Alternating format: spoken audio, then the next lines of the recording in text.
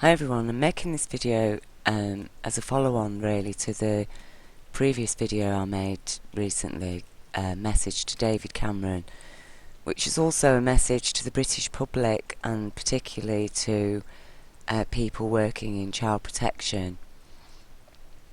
And what I'd like to do here is pick up on the privatisation of children's services. And, you know, it's been happening thick and fast that all childcare services are being privatised.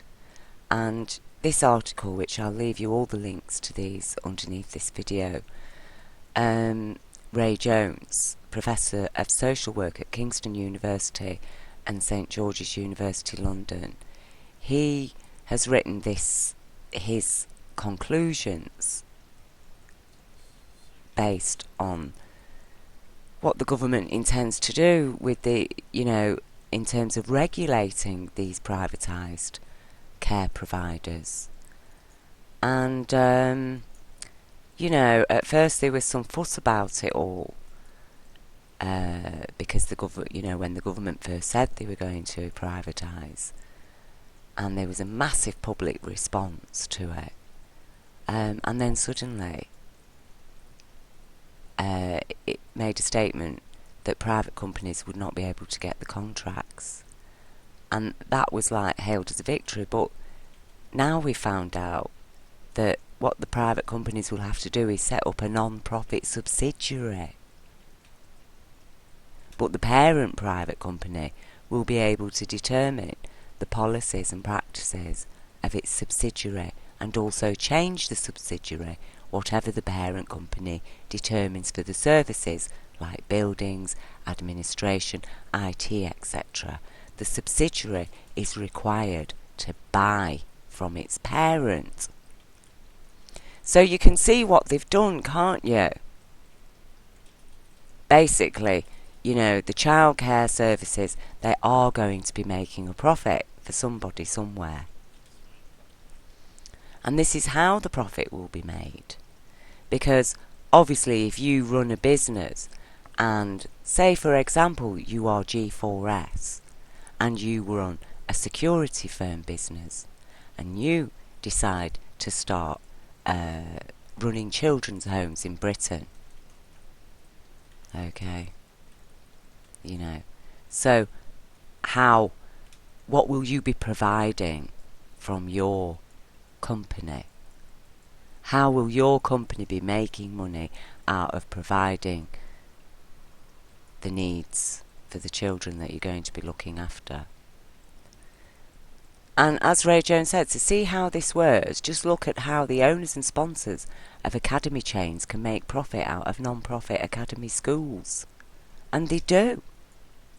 I have a friend who a few years ago, her son was starting junior school from infants, and it was a whole different school, and it was suddenly taken over by this academy. So before her child started school, she and all the other parents had to attend this meeting in which they were informed the protocols of their child attending that school, and there were specific uniforms, and parents were not allowed to dress their children in anything but the official uniform, which was also quite expensive. And if the parents did dress their children in anything except the official uniform, that child would be sent home. And the parents were told that for the first year their child started the junior school, they would be allowed into the playground to wait for their child when school was over.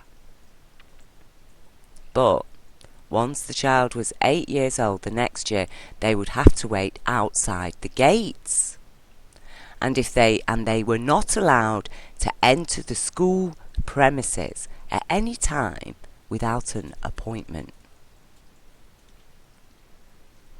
And the school itself was absolutely enclosed by high fences with like a barbed wire structure around them. The whole place looked like a prison. So, you know, these are the academy schools, okay? And, you know, I do advise you to read through this report, because, you know, Ray, he knows what he's talking about. Okay, he's a professor of social work. So this is his whole life's career. And if he's concerned, then we should be concerned as well. So, you know, I gave the example there of G4S. And G4S, as we know, is a global security firm. They're one of these global corporations that seem to get a hand in every country and are, well, basically feeding from every nation's public expenses, you see, because the government pays G4S to provide services that once were nationalised. So, you know, you would actually be working for the government if you were working as a childcare provider, a state childcare provider. You would have years ago been working for the government, but now instead you might be working for G4S. Well, in fact, you probably will be working for G4S, because G4S are the biggest players on the block, and they are buying up a lot of children's homes all around Britain. Now, this was published by Open Democracy UK, and I have actually shared it in other videos because it was published in 2013. And this article explains about how G4S uses ordinary British citizens, like, for example, a man called Simon Herbert, and then he puts in a planning application to convert a house into a children's home in Buckinghamshire. And then the local residents all start having a look at this, and suddenly they find out that actually it's G4S. It wasn't Simon Herbert, the man from a village up the road. It was G4S, the world's largest security company. The G4S name did not appear on the planning application. Now, this article explains it's not just, you know, this isn't just Buckinghamshire, it's all over Britain. That this global corporation has been buying children's homes in Britain. They've been buying ordinary residential houses and converting them into children's homes. So then we have to ask ourselves, okay, well, you know, who are G4S? Well, we know that they're a security firm, and we know that they are complicit in abuses against Palestinian people. You know, they provide services and equipment to Israeli prisons and checkpoints, the apartheid wall and the Israeli police. Now, I know a lot of people are divided on the issue of Israel and Palestine, but the fact remains that there are a lot of abuses taking place against the Palestinian people. And we do know that lots of children, Palestinian children, are being incarcerated and abused while they're in prison. And we know that G4S is complicit in that as a corporation. So, you know, when you look at a corporation, you know, these corporations now call themselves persons. Legally, they are a person. So let us look at G4S as a person, because if they're going to call themselves a person as a corporation, we must view that corporation by its actions all over the world. We can't just say, oh, well, that's not what they're like in Britain. Because that's like saying, well, I really like my neighbour, he's a lovely man, he comes and trims my hedge for me, and the fact that he has, abused lots of children and is having children coming into his house and he's abusing them, I will turn a blind eye to that because he is such a nice man to me. Now, that is not the way human beings are supposed to live, is it? That we ignore risks to children from people who, just because we like that person as a friend. But as it happens, G4S isn't a friend, is it, to Britain? It's not a friend to British children, is it? And here we have a BBC, this is on the BBC News. Police were called to 200 incidents at G4S children's homes in Northamptonshire last year. Officers say in a report raising concerns about a new home planned for Wellingborough. So, people do criticise the police as being corrupt and blah, blah, blah.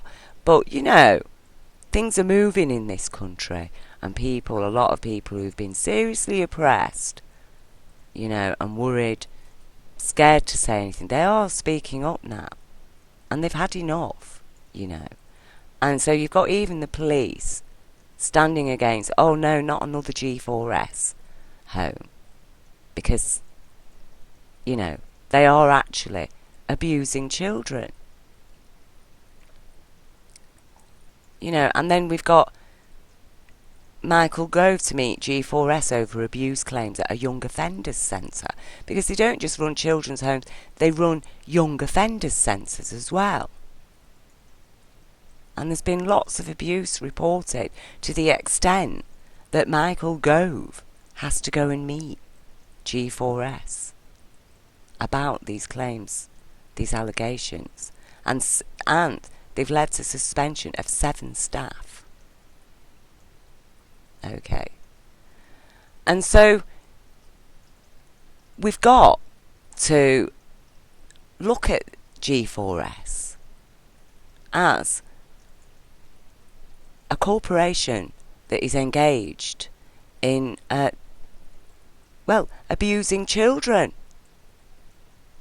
Okay, that is their track record as a person. Because that legally is what they have defined themselves as and given themselves human rights as a person. So this person has incarcerated children,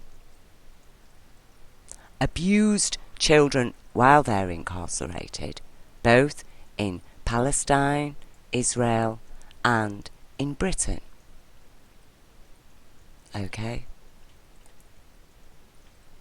In Britain. And we also have the story which I did mention in my previous video message to Cameron, and my heart goes out to the family of this boy, Gareth. I'm lost for words for Gareth Myatt's family. That this boy, for some reason, he was taken into care, and he'd only been in care for 3 days. So you can imagine how he was feeling, taken away from all his friends. He's in a strange place, and for the crime of refusing to clean a toaster out, as I said in my previous video, he was forcibly restrained. Well, he was sent to his room. That's what happened. He was sent to his room, and it's all written here. He was sent to his room, and then he was harassed by 2 G4S children's homes officers. Okay. He was, and that was David Bednall was the man who is, he died at his hands, basically. Now, they harassed this boy. They went into his room. Even though he'd gone to his room, he was sat in his room. He'd been a naughty boy. He says he wasn't cleaning the toaster out. And he was sat in his room. He wasn't doing anything wrong. So they went into his room then to punish him by taking away the very few possessions that he had. And they tried to take away a scrap of paper with his mother's phone number on it. And he got very angry. And for that he was forcibly restrained and he died. And the man that killed him was promoted to health and safety manager at G4S Children's Homes. Now, this is the kind of person that we're dealing with. One of their staff kills a child in their care, and they promote him to health and safety manager. Now, all the thousands of parents in Britain who've lost their children on grounds of a future emotional risk, you need to think about this person who is known to have killed a child while forcibly restraining that child because he did not take into account the fact that he weighs 100 kilograms and the boy he's restraining only weighs 40 kilograms. Should he really be promoted to health and safety manager?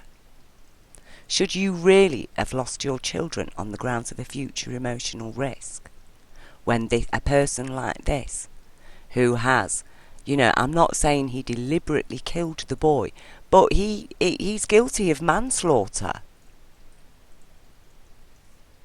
And that's a fact. He's guilty of manslaughter. But he gets promoted.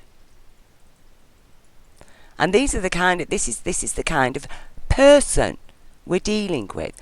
These are the kind of people that this person, G4S, employs to look after our children who are getting taken off parents like nobody's business in Britain.